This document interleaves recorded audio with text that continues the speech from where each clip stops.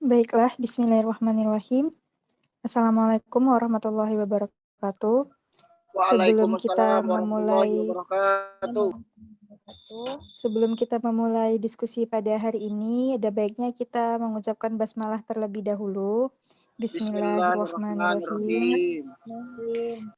Kami dari kelompok 3 yang akan menjelaskan tentang merumuskan persiapan mingguan atau SKM dengan lengkap dengan tema untuk KB dan TPA. Yang beranggotakan 8 orang, yaitu saya sendiri yang dengan dosen tentunya pengampu Ibu Dr. Sumarni dan Ibu Febri. Lalu dengan kelompok 3, 8 orang.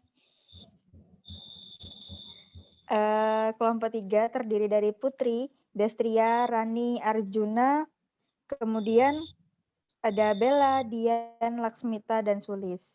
Tentunya dalam slide pertama akan menjelaskan tentang definisi dari perencanaan pembelajaran. Tentu saja akan dijelaskan oleh Saudara Arjuna. Saya persilahkan. Baiklah, terima kasih kepada Saudari Laksmita selaku moderator yang telah memberikan kesempatan kepada saya. Saya akan menjelaskan definisi perencanaan pembelajaran dan RPPM di KB dan juga di TPA. Yang pertama yaitu tentang definisi perencanaan pembelajaran.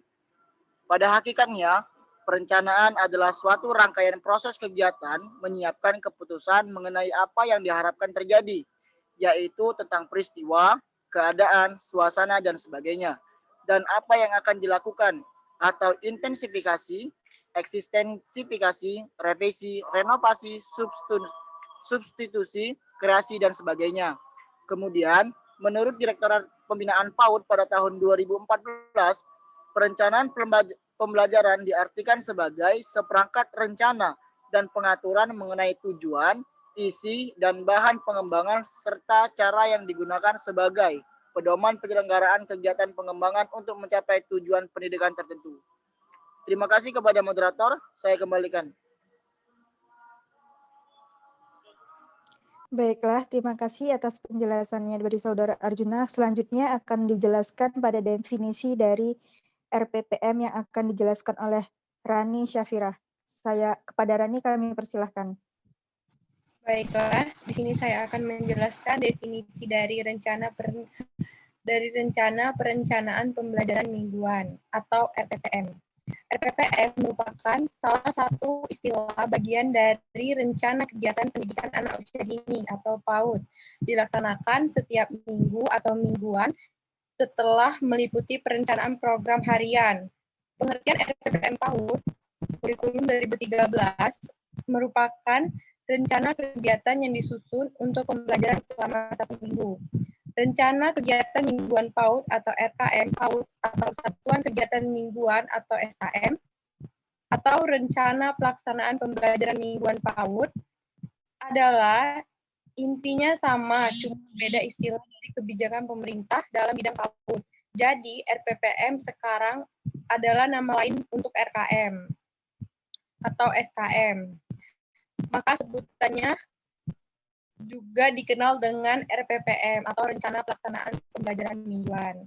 Baiklah, saya kembalikan ke moderator. Terima kasih atas penjelasannya kepada Saudari Rani. Selanjutnya pada slide definisi terkait KB dan TPA ini akan dijelaskan oleh Saudari Destria. Kepada Saudari Destria, saya persilahkan. Baiklah, terima kasih untuk kesempatannya kepada moderator. Di sini saya akan menjelaskan definisi perencanaan pembelajaran dan RPPM di KB dan TPA. KB, kelompok bermain, dan TPA, Taman Penitipan Anak. Menurut Undang-Undang Dasar Nomor 20 Tahun 2003 tentang Sistem Pendidikan Nasional atau Sikdiknas 2003, halaman 4 pada pasal 1 butir 28 menyatakan bahwa pendidikan anak usia dini atau PAUD diselenggarakan melalui jalur pendidikan formal, non-formal, dan informal. PAUD pada jalur formal dapat berupa kelompok bermain, KB, taman penitipan anak, TPA, atau bentuk lainnya yang sederajat Depdiknas 2010. Selanjutnya, menurut Nova Wiyani dan Burnawi yang dikutip oleh Didi Kurniawan 2013 mengemukakan bahwa kelompok bermain atau KB merupakan salah satu bentuk pendidikan anak usia dini pada jalur pendidikan non-formal yang menyelenggarakan program kesejahteraan bagi anak usia 2-4 tahun, penyelenggaraan KB untuk anak usia 2-6 tahun. Next. Selanjutnya, menurut Yuliana Nurani dan Sugiono yang dikutip oleh DA Rizky pada tahun 2020, kelompok bermain merupakan salah satu bentuk pendidikan anak usia dini pada jalur non formal yang menyelenggarakan program pendidikan sekaligus program kesejahteraan bagi anak usia 2-4 tahun. Selanjutnya, Taman Penitipan Anak atau TPA atau sering disebut daycare merupakan lembaga satuan pendidikan anak usia dini non-formal sebagai wahana kesejahteraan yang berfungsi sebagai pengganti keluarga bagi anak yang kedua orang tuanya sibuk bekerja. Jadi dapat disimpulkan bahwa perencanaan dan pembelajaran pada RPPM di TK dan TPA adalah proses penyusunan pembelajaran yang salah satu istilah bagian dari rencana kegiatan pendidikan anak usia dini dilaksanakan setiap minggu atau mingguan setelah meliputi perencanaan program harian atau disebut juga dengan RPPH. Saya kembalikan kepada moderator. Terima kasih atas penjelasannya oleh Saudari Destia. Selanjutnya adalah tentang manfaat dari RPPM pada KB dan TPA. Tentu saja dalam RPPM ini terdapat manfaat, yaitu dalam mengembangkan rencana pembelajaran sendiri, pendidik memperhatikan tingkat perkembangan, minat, kebutuhan, dan karakteristik anak peserta didik itu sendiri. Tentu pihak pengelola memahami tingkat perkembangan anak yang akan dibina. Hal ini dikarenakan anak usia dini memiliki karakteristik yang khas, baik secara fisik, psikis, ataupun sosialnya, begitu dengan moralnya. Maka masa kanak-kanak ini adalah masa yang pembentukan fondasi dan masa kepribadian yang akan menentukan pengalaman anak selanjutnya untuk mendapatkan generasi yang mampu untuk mengembangkan diri secara optimal.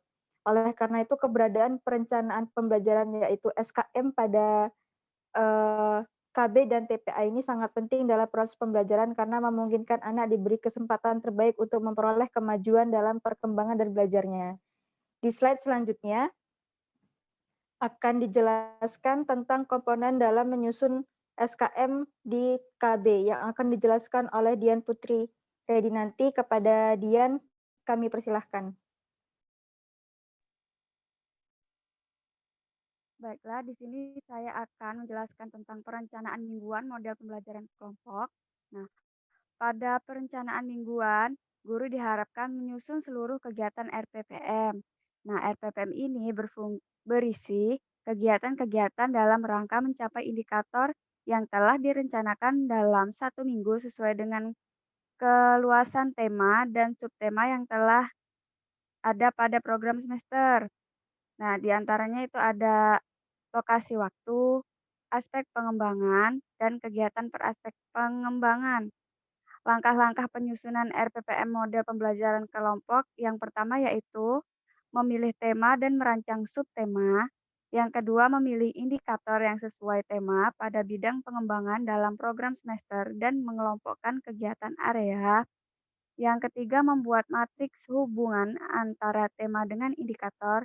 Dan yang terakhir itu menentukan waktu untuk alokasi waktu untuk setiap RPPM. Saya kembalikan ke moderator. Terima kasih atas penjelasannya. Untuk komponen selanjutnya akan dijelaskan oleh Saudari Sulis. Kepada Saudari Sulis kami persilahkan. Baiklah, untuk komponen dalam menyusun SKM di KB dan TPA yang selanjutnya yaitu bentuk pembelajaran berdasarkan minat. Pada rencana pembelajaran program mingguan atau RPPM, komponennya terdiri ada model pembelajaran berdasarkan minat. Nah, yang pertama yaitu ada tema dan subtema. Yang kedua, alokasi waktu yang akan digunakan. Lalu yang ketiga, aspek pengembangan yang akan dikembangkan. Yang keempat, kegiatan per aspek pengembangan. Lalu untuk langkah-langkah dalam penyusunan RPPM pembelajaran minat, yang pertama yaitu memilih tema dan merinci subtema yang akan digunakan. Yang kedua, memilih indikator yang sesuai dengan tema pada bidang pengembangan dalam program semester dan mengelompokkan kegiatan berdasarkan area. Lalu yang terakhir yaitu membuat matrik hubungan antara tema dan indikator. Baiklah, saya kembalikan ke moderator. Terima kasih atas penjelasannya kepada Saudari Sulis dan Dian terhadap komponen-komponen yang berkaitan untuk RPPM. Tentu saja dalam hal selanjutnya yang harus diperhatikan dalam pembuatan RPPM sendiri akan dijelaskan oleh Saudari Putri. Kami persilahkan.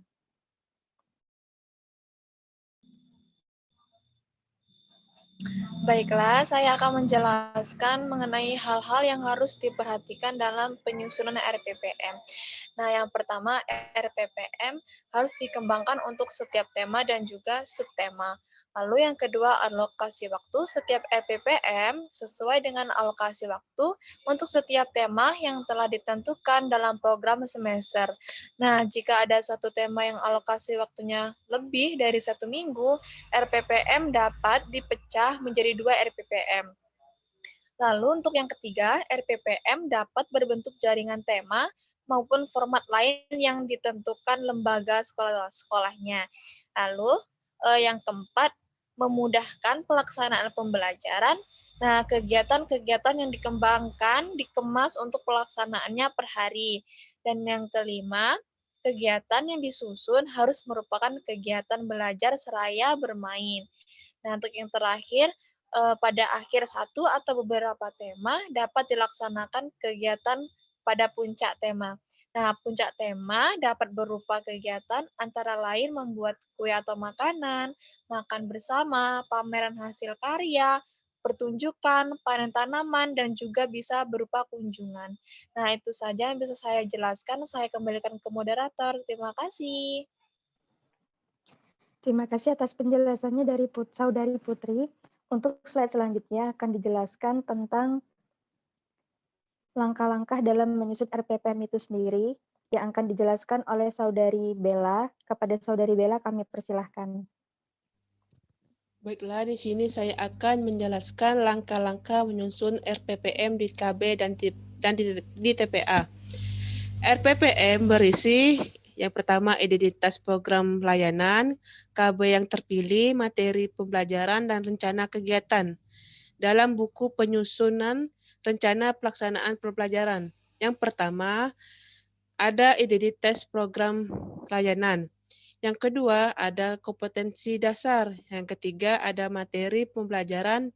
Dan keempat adalah rencana kegiatan. Yang pertama,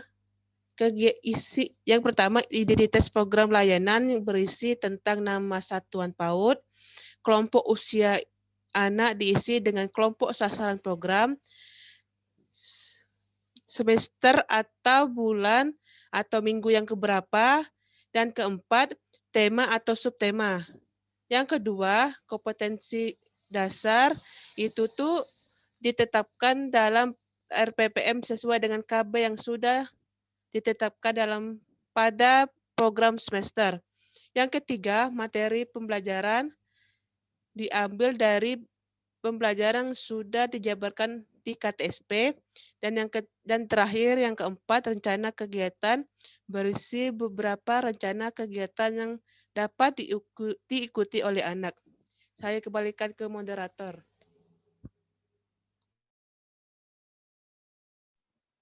Baiklah, terima kasih atas penjelasannya dari Saudari Bella. Untuk slide selanjutnya akan dibahas tentang bagaimana contoh dari bentuk RPPM di KB dan TPA itu sendiri.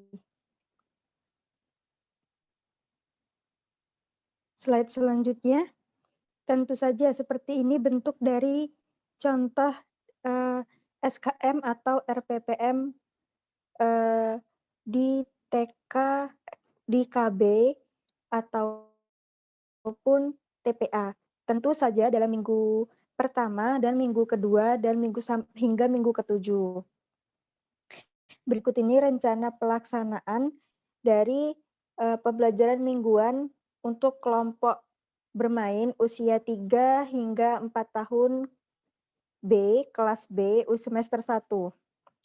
Nah, dapat dilihat dalam bentuk yang tertampil dalam slide, bahwa minggu pertama ini tentang yang bertemakan diriku, dengan subtema identitas diri dan berbagai macam subtema lainnya. Tentu kompetensi dasar itu yang mencakup terkait tema dan kegiatan dalam sesuai subtemanya sendiri, seperti berlari membawa bola kecil lalu dimasukkan ke dalam keranjang, ataupun menebak suara hewan dan lain sebagainya yang sesuai dengan tema yang berkaitan dan subtemanya. Berikut contoh dari rencana pelaksanaan pembelajaran mingguannya.